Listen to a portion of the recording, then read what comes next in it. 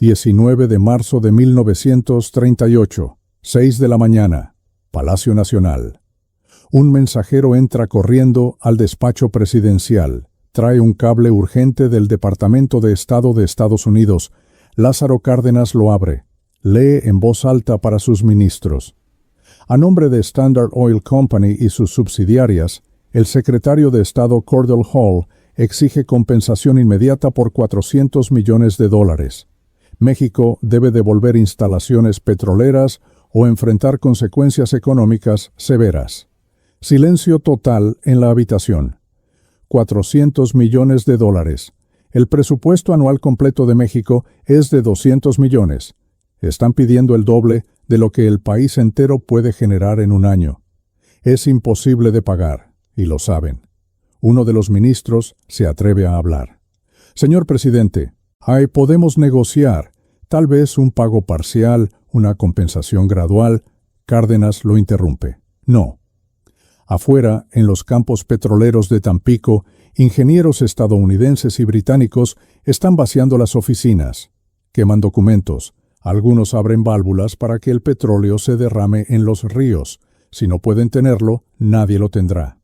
En Londres, Royal Dutch Shell convoca una reunión de emergencia. El directorio vota. Decisión unánime. Bloqueo económico total contra México. Ni un banco europeo podrá prestarle un centavo, ni un puerto permitirá descargar petróleo mexicano. En Washington, Cordell Hull presiona al presidente Franklin Roosevelt. México ha violado el derecho internacional. Las compañías estadounidenses exigen intervención inmediata. En la embajada británica en Ciudad de México, el embajador Owen Saint o Claire O'Malley redacta un mensaje urgente para Londres. El presidente Cárdenas ha cometido un acto de guerra económica. Gran Bretaña debe responder con firmeza. 24 horas después, Gran Bretaña rompe relaciones diplomáticas con México. Retira a su embajador. Congela todas las cuentas bancarias mexicanas en territorio británico. Es el primer golpe.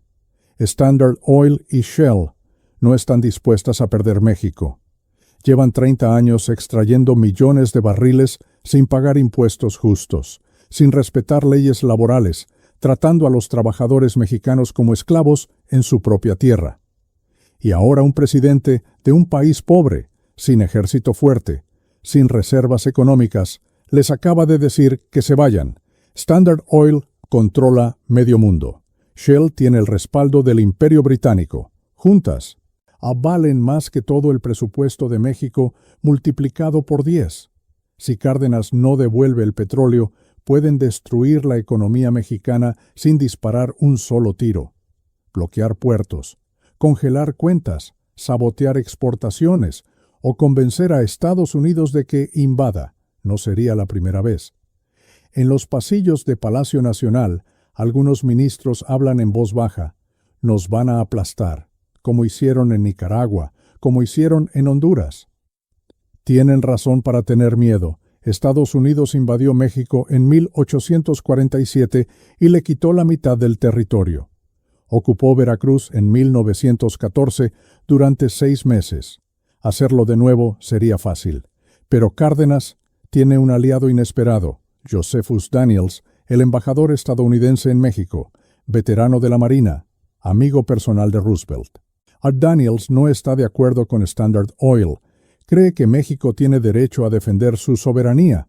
En privado, Daniels le dice a Cárdenas: haré todo lo posible para que Washington no intervenga militarmente, pero las compañías petroleras tienen mucho poder. No puedo garantizar nada. Cárdenas lo sabe. Sabe que está jugando con fuego. Sabe que México puede terminar invadido, bloqueado, destruido económicamente. Pero también sabe algo que los gringos no esperan. Sabe que el pueblo mexicano está de su lado. Porque esta no es la historia de un presidente que tomó una decisión impulsiva. Es la historia del único presidente mexicano que enfrentó a las potencias mundiales por el petróleo y ganó. Cómo un general de origen humilde le arrebató la industria más poderosa del país a Standard Oil y Shell, las compañías más ricas del planeta. Y cómo el pueblo mexicano El mismo pueblo que no tenía casi nada donó sus anillos de boda, sus joyas de familia, hasta sus gallinas, para pagarles a las compañías extranjeras y demostrarles que México no estaba en venta. Lázaro Cárdenas del Río nació en 1895 en Jiquilpan, Michoacán.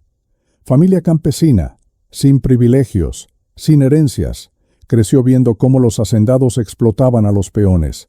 A los 16 años vio los campos petroleros de Veracruz, trabajadores mexicanos ganando centavos, ingenieros extranjeros ganando fortunas, petróleo mexicano enriqueciendo a compañías de Nueva York y Londres.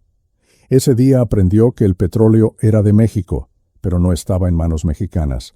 Se unió a la revolución a los 18 años, luchó junto a campesinos y obreros, general a los 25. Siempre defendió a los trabajadores, siempre creyó que la riqueza de México debía quedarse en México. En 1934 llegó a la presidencia. Plutarco Elías Calles, el hombre que había controlado México durante 8 años, desde las sombras, lo eligió pensando que sería obediente. Error fatal. En 1936, Cárdenas expulsó a Calles del país. Lo despertó en medio de la noche, lo subió a un avión militar y lo mandó a Estados Unidos. El maximato terminó. El poder real comenzó. Y ahora, en marzo de 1938, Cárdenas enfrenta su prueba definitiva. Standard Oil y Shell exigen $400 millones. Cordell Hull amenaza con sanciones. Gran Bretaña ya rompió relaciones. Los bancos internacionales cierran las puertas. México está solo contra el mundo. Pero Cárdenas no va a ceder. Porque sabe que si cede ahora, México nunca será soberano, nunca será dueño de su propia riqueza. Siempre será el patio trasero de Estados Unidos donde las compañías extranjeras hacen lo que quieren. Y eso, para él, es peor que la guerra. Si disfrutas investigaciones profundas sobre los presidentes que desafiaron al poder y cambiaron la historia de México, suscríbete al canal y activa las notificaciones. Déjame en los comentarios qué presidente o momento decisivo quieres que investigue después. Tu apoyo hace posible este trabajo documental, pero para entender por qué Cárdenas está dispuesto a arriesgarlo todo, hay que volver a 1895. A Jiquilpan, Michoacán, a una casa de adobe donde nace un niño que verá el mundo arder. Lázaro Cárdenas del Río es hijo de campesinos. Su padre, la Dámaso Cárdenas, trabaja una pequeña parcela. Su madre, Felicitas del Río, lava ropa ajena para ayudar. No hay dinero, no hay privilegios, solo trabajo. A los 11 años, su padre muere. Lázaro tiene que dejar la escuela. Trabaja como aprendiz de imprenta, gana centavos, pero aprende algo fundamental, aprende a leer todo. Periódicos, libros, folletos revolucionarios. Lee sobre Madero, sobre Zapata, sobre la injusticia que consume a México. A los 16 años, en 1911, tiene que viajar a Veracruz por trabajo. Ahí ve algo que lo marca para siempre, los campos petroleros, pozos gigantes bombeando crudo, tuberías que cruzan kilómetros, refinerías que nunca paran, riqueza infinita saliendo de la tierra mexicana. Pero los que trabajan ahí, los mexicanos, viven en barracas de madera, sin agua potable, sin servicios médicos. Ganan $1 al día. Trabajan 18 horas bajo el sol. Si se enferman, los despiden. Si protestan, los golpean.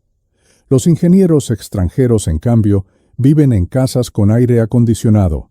Tienen cocineros, sirvientes, automóviles. Ganan en un mes lo que un trabajador mexicano no ganará en toda su vida. Lázaro ve a un capataz gringo gritarle a un trabajador mexicano: "Faster, you lazy Mexican, faster". El trabajador, un hombre de 50 años, agacha la cabeza. No responde. No puede responder. Si lo hace, pierde el único trabajo que tiene. Ese día, Lázaro Cárdenas entiende algo brutal. México es rico, pero los mexicanos son pobres, porque la riqueza no está en manos mexicanas. Vuelve a Jiquilpan, pero ya no es el mismo. En 1913, Francisco Madero es asesinado. Luis Victoriano Huerta toma el poder con un golpe de Estado. México explota en revolución. Lázaro tiene 18 años. Podría quedarse en Jiquilpan, seguir trabajando en la imprenta, mantenerse a salvo, pero no lo hace. Se une al ejército revolucionario de Plutarco Elías Calles. Empieza como soldado raso. Pelea en Sonora, en Sinaloa, en batallas que duran días. Ve morir a compañeros, ve pueblos arrasados, ve lo que la guerra le hace a la gente. Pero también ve algo más. Ve que los campesinos y obreros están dispuestos a morir por una idea. La idea de que México debe ser de los mexicanos. Cárdenas es disciplinado, estratégico, no bebe, no apuesta. Lee libros de táctica militar. Calles lo nota, lo asciende. Capitán, luego mayor. A los 25 años, en 1920, es general Lázaro Cárdenas. El más joven del ejército revolucionario, pero tiene un precio, ha visto demasiada muerte, ha ordenado fusilamientos, ha quemado haciendas. La revolución no es romántica, es sangre, es fuego, es decisiones imposibles. En 1928, la revolución termina. Plutarco Elías Calles, su mentor, su jefe, se convierte en el hombre más poderoso de México. Calles ya no es presidente, pero controla todo desde las sombras. Elige presidentes, los quita cuando no obedecen. Lo llaman el jefe máximo. Es el maximato. Cárdenas es leal a Calles, lo admira. Calles lo nombra gobernador de Michoacán en 1928. Ahí, Cárdenas hace algo inusual. Reparte tierras a campesinos, abre escuelas. Defiende a trabajadores contra hacendados. Calles lo observa. Piensa que Cárdenas es idealista, pero controlable. Wayne, un general joven con buenas intenciones, pero sin ambiciones peligrosas. En 1934, Calles necesita un nuevo presidente. Los anteriores le han fallado. Algunos intentaron tener ideas propias. Error fatal. Calles los removió. Ahora quiere alguien confiable, alguien que obedezca. Elige a Lázaro Cárdenas. Lo que Calles no sabe es que Cárdenas lleva años planeando esto, lleva años esperando el momento, porque Cárdenas no quiere ser gobernador, no quiere ser general, quiere cambiar México, y para eso necesita poder real. Cárdenas asume la presidencia el 1 de diciembre de 1934. Los primeros meses actúa con cautela, no confronta a Calles, escucha sus consejos, parece obediente, pero en privado está moviendo piezas, cambia generales, coloca leales en puestos clave. Juan fortalece sindicatos de trabajadores, habla con líderes campesinos. En 1936, Calles comete un error. Da una entrevista criticando al gobierno de Cárdenas. Dice que los trabajadores están exigiendo demasiado, que hay que poner orden. Es su forma de recordarle a Cárdenas quién manda realmente. Cárdenas lee la entrevista y toma la decisión más arriesgada de su vida. 10 de abril de 1936. 10 de la noche. Hacienda de Santa Bárbara, donde vive Calles. Calles está en cama con gripe. Lee un libro. Mein Kampf, de Adolfo Hitler. Le fascina cómo Hitler impuso orden en Alemania. Tocan la puerta. Entran 20 soldados armados. El comandante habla. General Calles, por órdenes del presidente Cárdenas, queda usted expulsado del país. Tiene 1 hora para prepararse. Calles no puede creerlo. ¿Cárdenas se atreve? ¿El títere se atreve? Sí se atreve.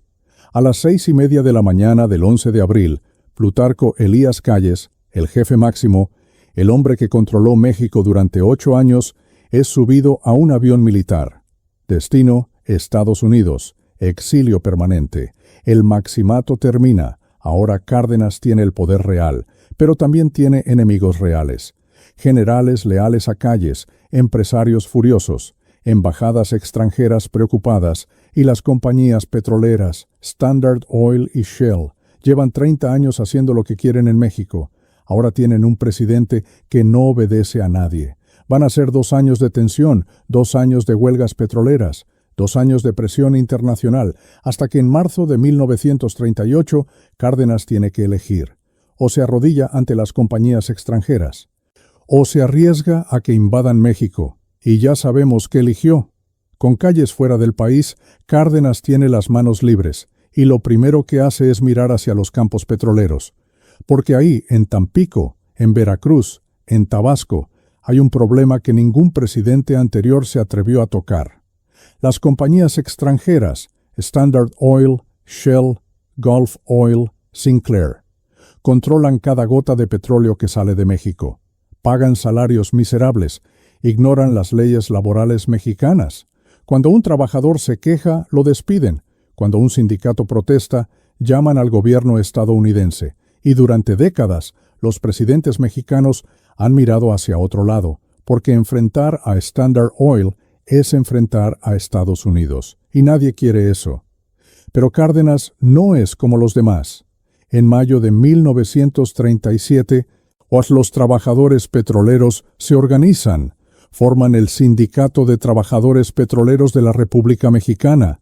20,000 hombres unidos presentan un pliego petitorio a las compañías, exigen aumento salarial, exigen jornadas de 8 horas, no de 18. Exigen servicios médicos, exigen viviendas dignas, exigen que las compañías respeten las leyes laborales mexicanas. Las compañías se ríen, literalmente. El representante de Standard Oil, un ejecutivo llamado Richmond Levering, responde: México no puede obligarnos a nada.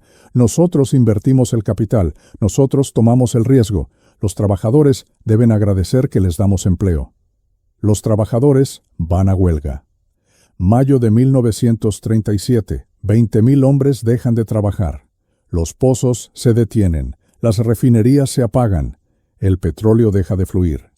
Las compañías piensan que en una semana los trabajadores volverán rogando, hambrientos, derrotados, pero Cárdenas hace algo inesperado, apoya la huelga públicamente. Los trabajadores mexicanos tienen derecho a exigir condiciones dignas en su propio país, declara en Radio Nacional. Las compañías petroleras no pueden creerlo. Un presidente mexicano apoyando a trabajadores contra compañías estadounidenses. Esto no puede quedar así. Presionan a Washington. Cordell Hull envía una nota diplomática a México. El gobierno estadounidense espera que México proteja los intereses legítimos de compañías americanas. Pero Cárdenas no cede. La huelga dura semanas, un mes, 2 meses. Los trabajadores resisten. Cárdenas les envía alimentos, les envía apoyo, no los deja solos. En agosto de 1937, las compañías finalmente aceptan ir a arbitraje. El caso llega a la Junta Federal de Conciliación y Arbitraje. Meses de audiencias, expertos contables revisan los libros de las compañías y descubren algo escandaloso. Las compañías petroleras han estado mintiendo durante décadas. Declaran ganancias mínimas en México para no pagar impuestos. Pero en Estados Unidos y Europa reportan ganancias gigantescas. El petróleo mexicano les ha generado fortunas, pero casi nada se queda en México.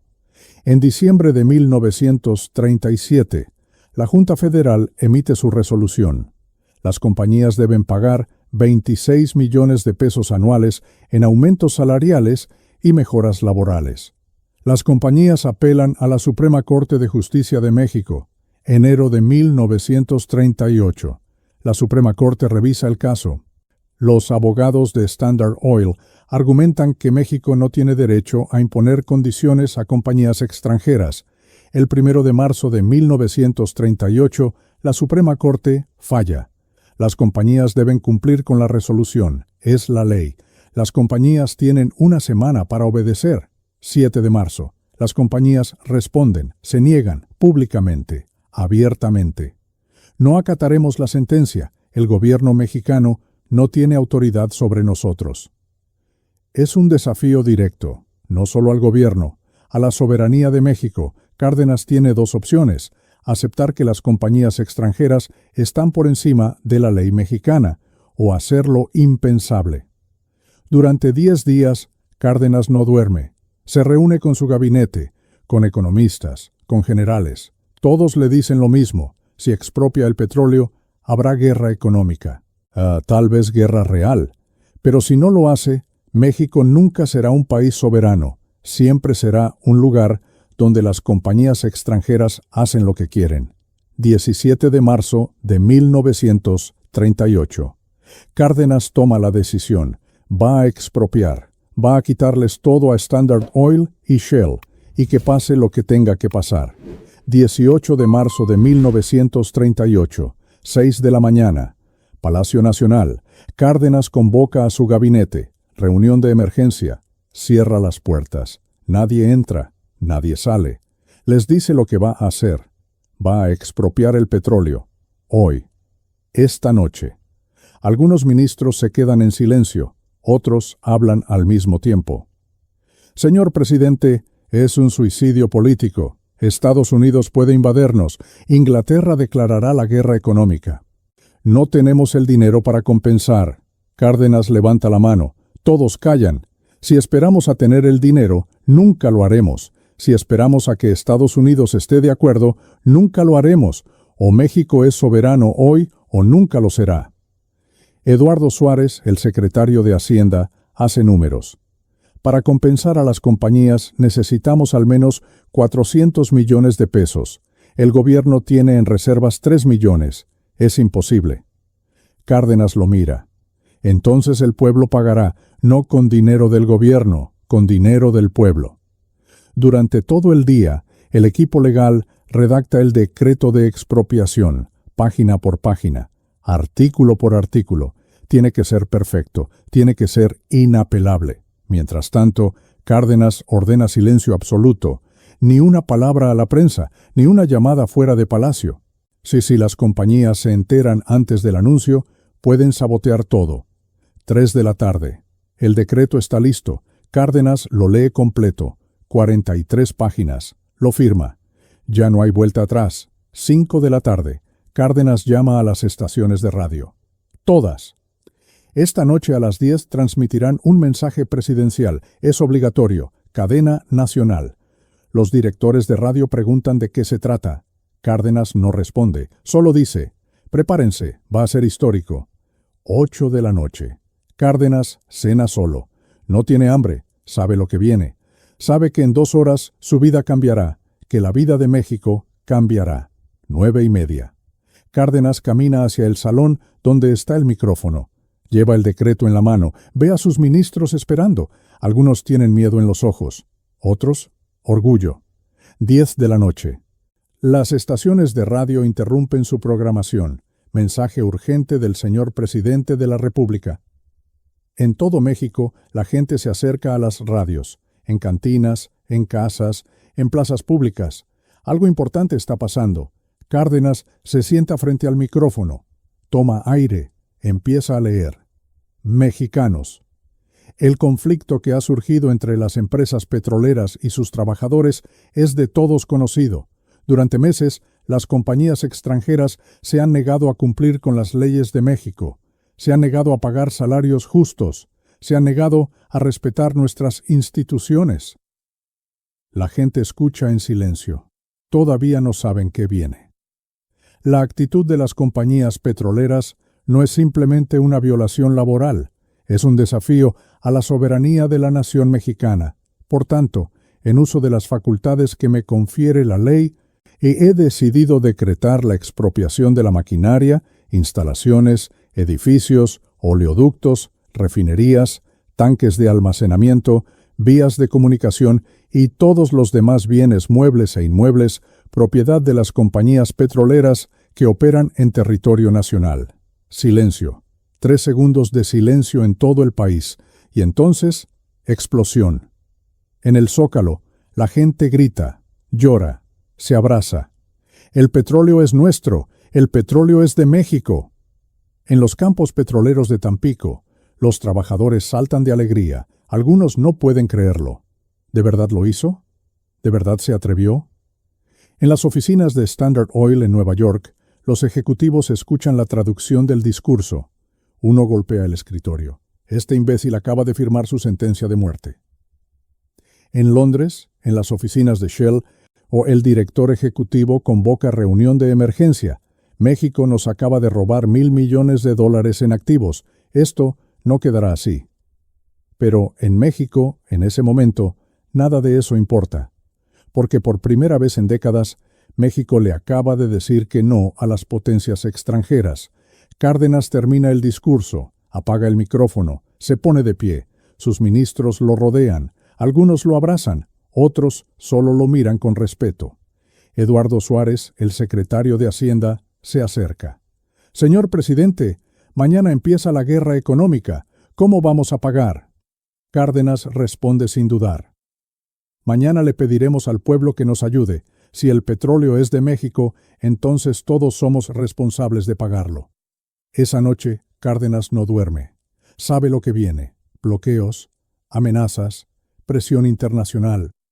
Tal vez tanques estadounidenses cruzando la frontera, pero también sabe que hizo lo correcto, porque México acaba de dejar de ser una colonia económica. Y eso, cueste lo que cueste, vale la pena. ¿Desde dónde nos estás escuchando? Déjame en los comentarios tu ciudad o país. Esta historia de soberanía y dignidad nos conecta desde todos los rincones donde el español nos une. 19 de marzo de 1938, un día después del anuncio. María González tiene 52 años. Es maestra de primaria en la colonia Doctores, Ciudad de México. Gana 30 pesos al mes. Vive sola en un cuarto rentado. No tiene hijos. No tiene familia. Pero tiene algo: un anillo. El anillo que su madre le dio antes de morir. Oro simple, sin diamantes. Pero es lo único de valor que posee, lo único que le queda de su familia. Esa mañana, María escucha en la radio que el gobierno necesita dinero para pagarles a las compañías petroleras, que México tiene que demostrarle al mundo que puede cumplir. María mira el anillo, lo ha usado durante 30 años, nunca se lo ha quitado. Se lo quita, lo guarda en un pañuelo, sale de su casa, camina hacia Palacio Nacional. No es la única. Las calles están llenas de gente caminando en la misma dirección. Todos llevan algo en las manos. En los campos petroleros de Tampico, Pedro Ramírez, trabajador petrolero, tiene 35 años. Lleva 20 años extrayendo petróleo para Standard Oil. 20 años ganando 2 pesos al día. 20 años viendo cómo los gringos se llevan millones. Cuando escucha que el petróleo ahora es de México, llora. Su esposa, Guadalupe, lo abraza. Sus 3 hijos lo miran sin entender por qué su padre llora. Pedro sabe por qué llora, porque por primera vez en su vida siente que su trabajo tiene sentido, que el petróleo que extrae no enriquece a extranjeros, enriquece a México, pero también sabe que México está en peligro, que las compañías van a atacar, que necesitan dinero. Pedro no tiene dinero, tiene un reloj que su abuelo le dio, un reloj de plata. Es lo único de valor que posee. Le dice a Guadalupe: «Voy a donarlo». Ella no dice nada, solo asiente, porque entiende que esto es más grande que ellos. 12 de abril de 1938, Palacio de Bellas Artes, Ciudad de México. El gobierno ha organizado una colecta nacional. Amalia Solórzano, esposa del presidente Cárdenas, lidera el comité de damas que recibe las donaciones. A las 8 de la mañana ya hay filas de cientos de personas. A las 10 son miles. La fila da la vuelta a la manzana completa. Campesinos que viajaron desde Oaxaca con gallinas. Obreros con sus alcancías. Niños con monedas que guardaban para dulces. Ancianas con aretes que usaron en su boda. Uno por uno van entregando. Un hombre entrega un reloj. «Es de mi padre. Murió en la Revolución, pero él querría que lo donara». Una mujer entrega un anillo de compromiso. «Mi esposo murió hace 10 años. Esto es lo único que me queda de él, pero México lo necesita más». Amalia Solórzano recibe cada objeto con las 2 manos. Mira a los ojos a cada persona. Algunas veces no puede hablar. Solo asiente. Algunas veces llora con ellos. A las 3 de la tarde, Amalia hace algo que nadie esperaba. Se quita su propio anillo de bodas. O es el anillo que Lázaro Cárdenas le puso cuando se casaron. Lo coloca en la mesa de donaciones. La gente que está en la fila se queda en silencio. Algunas mujeres lloran, porque entienden lo que significa. La esposa del presidente acaba de donar lo más valioso que tiene. Si ella lo hace, todos pueden hacerlo. En Guadalajara, un grupo de estudiantes organiza una colecta en la universidad. Recaudan 2,000 pesos en un día. En Monterrey, obreros de las fábricas donan un día de salario. En Mérida, comerciantes donan mercancía para venderla y enviar el dinero. En todo México, la misma escena se repite, gente pobre donando lo poco que tiene, porque sienten que por primera vez en décadas México les pertenece. Las compañías petroleras observan con desprecio. En Nueva York, un ejecutivo de Standard Oil lee los reportes. Están donando gallinas. ¿Piensan pagarnos $400 millones con gallinas? Se ríe. Sus colegas se ríen. Piensan que es patético. Piensan que México es un país ridículo lleno de gente ignorante. Pero no entienden lo que está pasando. No entienden que no es sobre el dinero, es sobre dignidad. Es sobre demostrarle al mundo que México está dispuesto a sacrificarlo todo por su soberanía. 27 de marzo. 2 semanas después de la expropiación. El Comité Nacional de Donaciones hace un primer reporte. Han recaudado más de 20,000 pesos. No es mucho. Es casi nada comparado con los 400 millones que piden las compañías. Pero es algo. Es la prueba de que el pueblo mexicano está con Cárdenas. Y eso, en este momento, vale más que todo el dinero del mundo, porque Standard Oil puede tener millones, puede tener el respaldo de Washington, puede tener abogados, bancos, ejércitos, pero no tiene lo que tiene Cárdenas, no tiene a todo un pueblo dispuesto a darlo todo, y esa es la diferencia entre un imperio económico y una nación que pelea por su libertad. Pero las donaciones de gallinas y anillos no detienen lo que viene. 20 de marzo de 1938. 2 días después de la expropiación, Gran Bretaña rompe relaciones diplomáticas con México. El embajador Owen St. Clair O'Malley abandona el país. Las cuentas bancarias mexicanas en Londres quedan congeladas, millones de pesos inaccesibles. 25 de marzo. Estados Unidos no rompe relaciones, gracias a Josephus Daniels, pero Cordell Hull emite un ultimátum oficial. México debe pagar compensación inmediata o enfrentar sanciones económicas severas. 1 de abril. Los bancos internacionales cierran las puertas. Ningún banco europeo prestará dinero a México. Ningún banco estadounidense procesará transacciones mexicanas. México queda aislado financieramente. 10 de abril. Standard Oil y Shell lanzan una campaña de boicot internacional. Publican anuncios en periódicos de todo el mundo. No compren petróleo mexicano, es petróleo robado. Presionan a cada país, a cada compañía naviera, a cada puerto. Si compran petróleo mexicano, nunca volverán a hacer negocios con nosotros. Y funciona. Francia cierra sus puertos al petróleo mexicano. Holanda también. España también. Uno por uno, los mercados europeos se cierran. México tiene millones de barriles de petróleo, pero no tiene a quién vendérselos. Los técnicos mexicanos intentan operar las refinerías. La mayoría no sabe cómo. A los ingenieros extranjeros se llevaron los manuales, sabotearon maquinaria, dejaron las instalaciones en el peor estado posible. Hay explosiones, hay derrames, hay errores que cuestan vidas. Algunos periódicos conservadores en México atacan a Cárdenas. Nos llevó a la ruina. Deberíamos devolver el petróleo antes de que sea demasiado tarde. Pero Cárdenas no cede. Busca compradores donde puede. Alemania acepta comprar petróleo mexicano. Italia también. Japón también. No porque sean aliados de México, porque están preparándose para la guerra y necesitan todo el petróleo que puedan conseguir.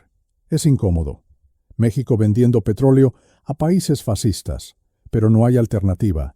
Standard Oil y Shell bloquearon todos los demás mercados.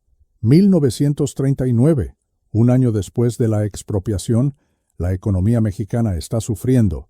La inflación sube. El peso se devalúa.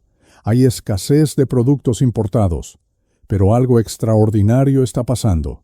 Pemex, la nueva compañía petrolera nacional, está funcionando. Ingenieros mexicanos aprendieron a operar las refinerías. Trabajadores mexicanos están extrayendo petróleo sin supervisión extranjera. No es perfecto. Hay errores, hay accidentes, pero están haciéndolo solos, y eso es lo que importa. En Washington, Franklin Roosevelt observa, necesita tomar una decisión. Standard Oil y Shell presionan para que invada México, Cordell Hull también. México violó el derecho internacional, debemos actuar. Pero Roosevelt es más inteligente que eso. Es 1939. Europa está al borde de la guerra. Alemania invadió Polonia. Inglaterra y Francia declararon la guerra a Hitler. Roosevelt sabe que pronto Estados Unidos entrará en esa guerra, y cuando eso pase, necesitará aliados, necesitará que América Latina esté de su lado. No puede darse el lujo de invadir México justo ahora. Además, Josephus Daniels, el embajador en México, le ha estado enviando reportes. Señor presidente, Cárdenas no es un comunista, no es un enemigo, es un nacionalista. Si lo aplastamos ahora, todo México se volverá contra nosotros.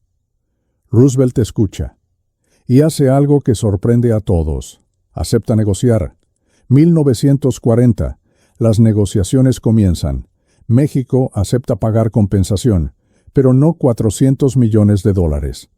Esa cifra es inflada, fraudulenta. Después de meses de auditorías, se llega a un acuerdo. México pagará $24 millones a Estados Unidos y 81 millones a Gran Bretaña. En pagos anuales, durante años, no es lo que las compañías querían, pero es lo que van a recibir. Standard Oil y Shell perdieron, México ganó.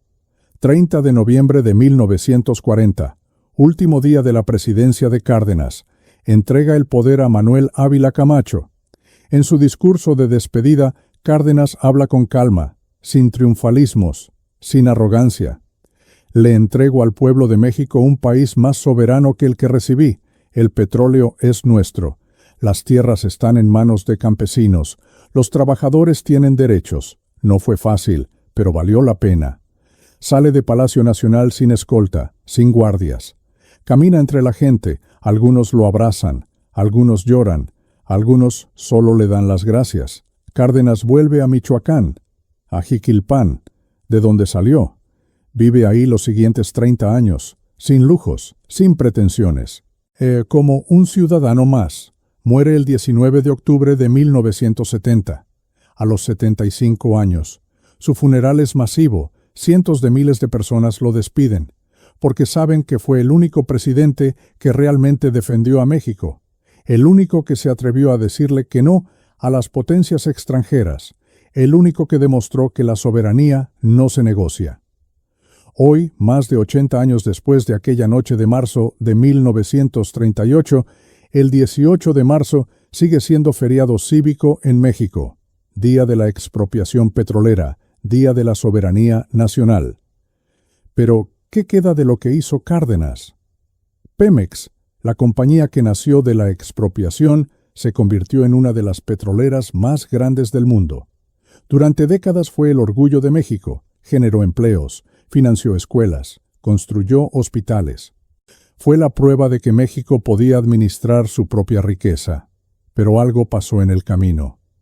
Pemex hoy está quebrada, debe más de $100,000 millones. Tiene infraestructura obsoleta, sufre corrupción sistemática, derrames petroleros, explosiones, accidentes mortales que pudieron evitarse. Los políticos robaron, los sindicatos se corrompieron, los contratos se inflaron. Durante décadas Pemex dejó de ser del pueblo y se convirtió en botín político, una fuente inagotable de dinero para quienes tienen el poder. Y ahora, en 2026, hay voces que piden privatizarla de nuevo. Pemex no funciona. Deberíamos venderla a compañías extranjeras que saben administrar, que tienen tecnología, que tienen capital. Es irónico. México peleó una batalla histórica para recuperar su petróleo. Y ahora hay quienes quieren devolverlo voluntariamente. ¿Qué diría Cárdenas si viera esto? Tal vez diría que el problema no es Pemex. El problema es que México olvidó por qué se creó Pemex. Olvidó que la expropiación no fue solo sobre petróleo, fue sobre dignidad, sobre soberanía, sobre demostrarle al mundo que México no está en venta. Porque cuando Cárdenas expropió el petróleo, no lo hizo porque odiaba a los extranjeros, Lo hizo porque las compañías extranjeras trataban a México como una colonia, porque pagaban salarios de miseria, porque ignoraban las leyes mexicanas, porque se llevaban toda la riqueza y no dejaban nada. Y cuando el pueblo mexicano donó sus anillos, sus gallinas, sus joyas, no lo hizo porque fueran fanáticos nacionalistas. Lo hicieron porque entendieron algo simple: si no peleas por lo tuyo, nadie lo hará por ti. Hoy, México sigue siendo uno de los mayores productores de petróleo del mundo. Pero la mayoría de los mexicanos no ven esa riqueza. La gasolina es cara, los servicios públicos son deficientes, la corrupción devora los recursos. No porque el petróleo no alcanza, sobra. El problema es que se lo roban. Políticos, contratistas, funcionarios, los mismos que deberían proteger lo que Cárdenas recuperó. Y tal vez esa es la lección más dura, que recuperar la soberanía fue la parte fácil, mantenerla es lo difícil, porque Cárdenas enfrentó a Standard Oil, enfrentó a Shell, enfrentó a Estados Unidos y Gran Bretaña, y ganó. Pero ¿cómo enfrentas la corrupción interna? ¿Cómo enfrentas a los que roban desde dentro? ¿Cómo proteges lo que es del pueblo cuando los que tienen el poder piensan que es suyo? Esas son las preguntas que México no ha podido responder. Cárdenas murió en 1970 sabiendo que había hecho lo correcto, sabiendo que le había dado a México algo invaluable, no solo petróleo, dignidad. Pero la dignidad no se hereda, se defiende, cada día, cada generación, y ahí es donde México ha fallado, porque hoy hay una generación de mexicanos que no sabe qué significa el 18 de marzo, que no sabe quién fue Lázaro Cárdenas, que no sabe que hubo un momento en la historia en que México le dijo que no al mundo entero y ganó. Y si no conoces tu historia no puedes defenderla. Tal vez por eso Pemex está como está. Porque olvidamos que no es solo una compañía, es un símbolo. Es la prueba de que México puede ser soberano si quiere serlo. Pero la soberanía tiene un precio. Cárdenas lo pagó arriesgando su presidencia. El pueblo lo pagó donando lo poco que tenía. México lo pagó enfrentando bloqueos, sanciones, amenazas.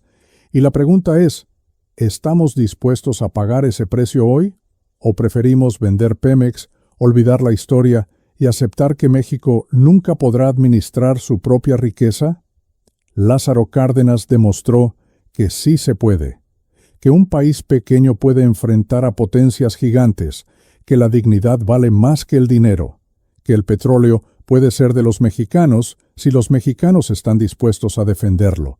Pero también nos dejó una advertencia: la soberanía no es un regalo, es una pelea constante, y si dejas de pelear, la pierdes. 88 años después de aquella noche de marzo, México todavía está decidiendo si aprendió la lección. Si has llegado hasta aquí, déjame saber en los comentarios. ¿Conocías esta historia completa? ¿Te sorprende lo que Cárdenas hizo y lo que el pueblo donó? Déjame saber qué otros momentos decisivos de la historia de México quieres que investigue. Tu apoyo hace posible este trabajo.